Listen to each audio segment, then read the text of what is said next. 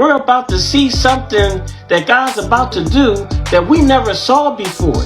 It's going to be so big that it's going to scare us. We're going to be afraid of this thing because we never seen anything of this magnitude. Stuff like this just don't happen for us. Now, when the disciples were fearful, Jesus said, "Do not fear, for it is I."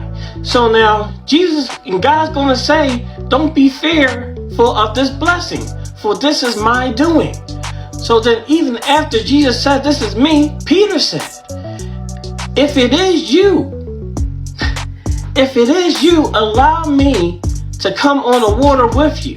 So even though that we see this blessing and God says that this blessing is my doing, we're going to want confirmation. Show me that this is you before I let go of my security and put all of my trust into this thing that you put before me. Just show me proof that this is you. Then Jesus said, "Well, come out the boat." And then that's when he had to decide. A decision had to take place in that moment. Now you had to let go of your security of this boat, your protection, something that you're familiar with, and put all of your trust into something that you never done before.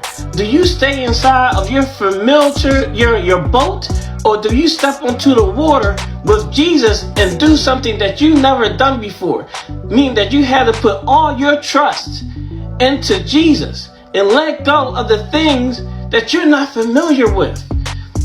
This is what's going to have to take place. We're going to have to let go of everything that we believe in, everything that it makes sense to us, and step into something that don't make any sense to us at all, and trust it and believe that this is going to be eternal, that this is something new that God's doing in my life that's going to impact other people.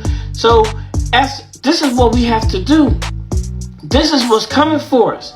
We have to understand that we are coming into a new transition of what God's trying to do inside of our life, and we have to walk in it.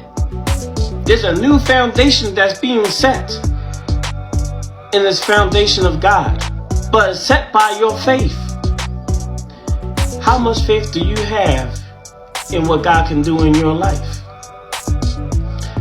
How long can you walk in what God has said? This is your moment of change. We need to connect with God like never before. So no matter what the enemy says to us, that we can't be shaken because we know our Father, and that what he says will not return void.